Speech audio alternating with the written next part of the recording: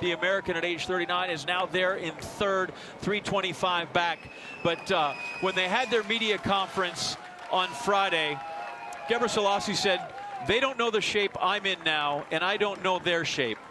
All we know is we're going to run together on Sunday, and the one who is in special shape is going to do something special on Sunday. And it appears that in the men's field, Ghirmay Ghebreslassie is special.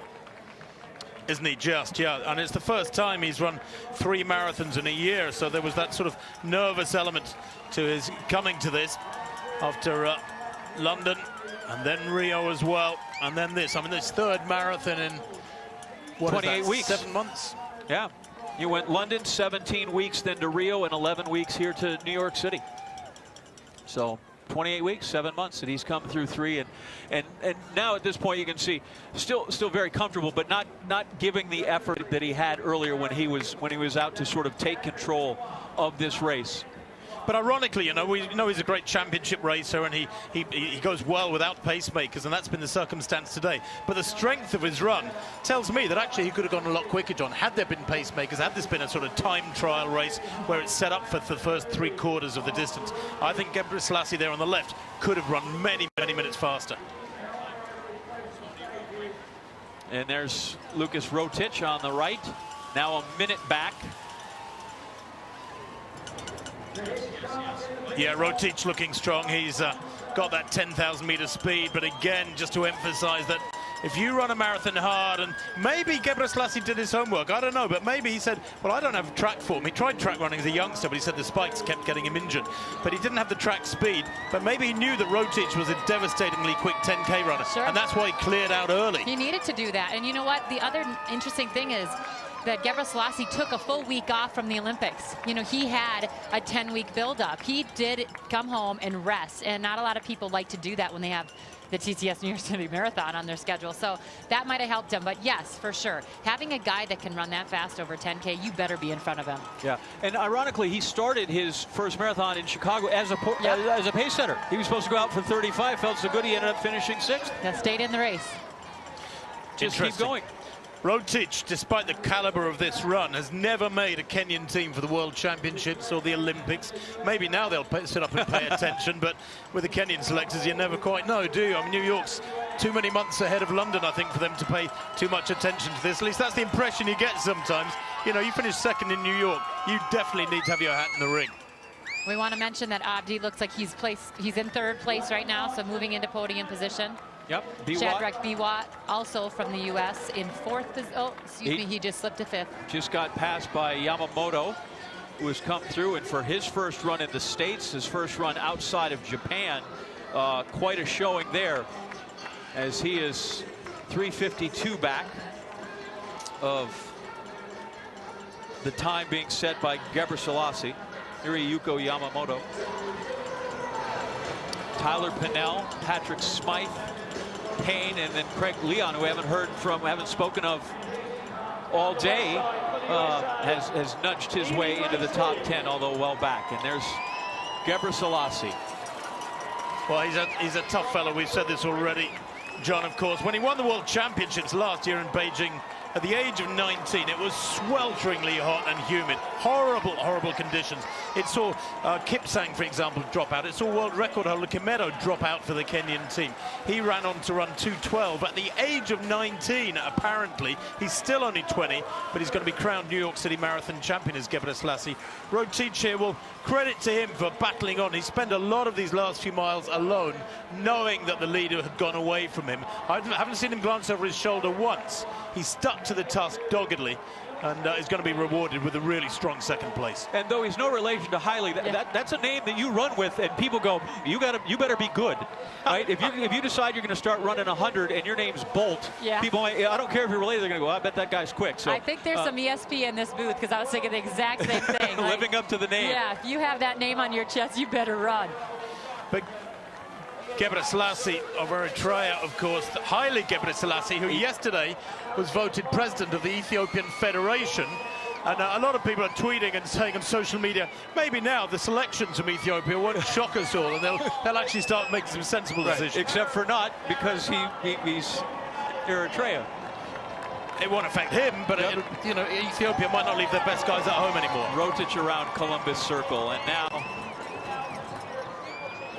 Ghebreslassie through the flags of the more than 130 nations that are represented in this marathon.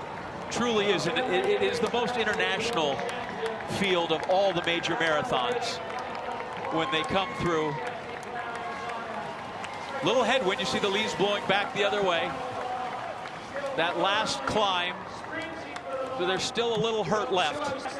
But he's finishing like Molly Huddle here. I mean, he's really shifting. Look at that, gesturing to the crowd, leaning to that climb. Really good stride length. I mean, most of the African runners are quiet and reserved, and this kid's got charisma. He does. He really does. He is oozing with it. And, you know, to be honest, he is friends with all countries. He's getting people to smile. Bill Rogers holding that tape. 26 miles and 5 boroughs. Ghirmay Ghebreslassie is the winner. Men's division 2015 TCS New York City Marathon. He is the champion. And race director Peter Cha-Cha there to greet him first. His representation. Now you get the colors. And he can relax and enjoy. And he can wait to congratulate Lucas Rotic on his runner-up finish. He was getting a big hug there from his Dutch manager, Jos Hermans, who managed Haile Ghebreslassie, of course, as Rotic comes through. Number 2 on the bib, number 1 on the race, Ghirmay Ghebreslassie. That could be a little disheartening. Oh, look at this. You don't see that very often. Different countries, high-fiving. That's beautiful. Pretty amazing. Fantastic sportsmanship. Rotic obviously pleased with his finish. Class X. This Rotic second across the line. Very close to his PR of 2:07:17 set in Hamburg. His New York debut. 2 first-timers. Ghirmay Ghebreslassie, first time running in New York City.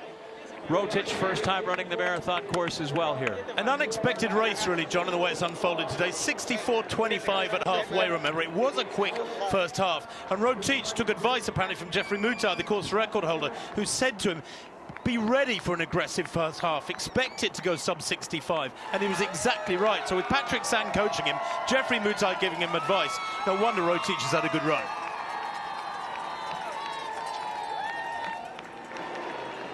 Towel off. Get yourself hydrated up again.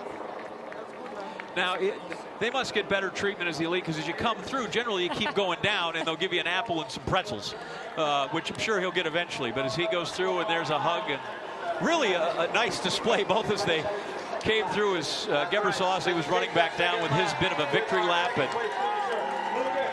getting a high five from Rotic as they went by, and now they will celebrate 1 and 2 and wait to see who will join them on the podium through 25 miles.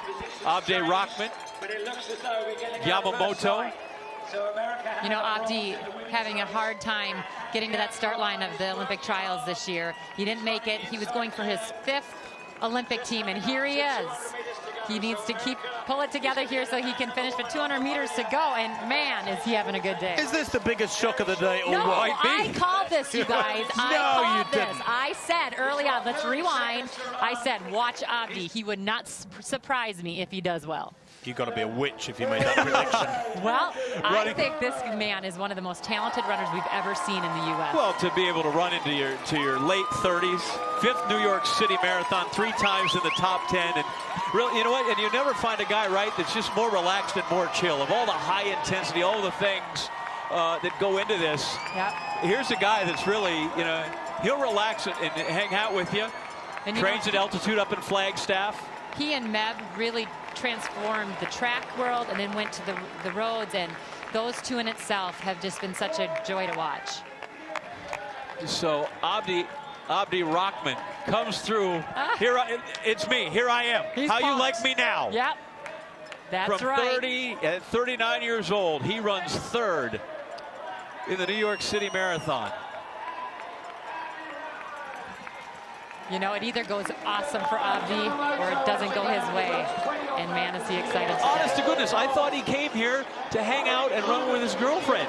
No. Right? I mean, you would want to. Diana Curry is Right. his girlfriend, and she placed 5th, but... This is only his second marathon since 2012. Yeah. I mean, the guy is pretty much semi-retired from marathon running, I thought. Well, a wonderful day for him, a wonderful day for New York City. Mary Keitany, the champ, 3 years running, an overpowering performance. And then the youngster, 20-year-old Ghirmay Ghebreslassie, twice this season, 4th, London and Rio. He now has a championship because he's won the TCS New York City Marathon that you're watching on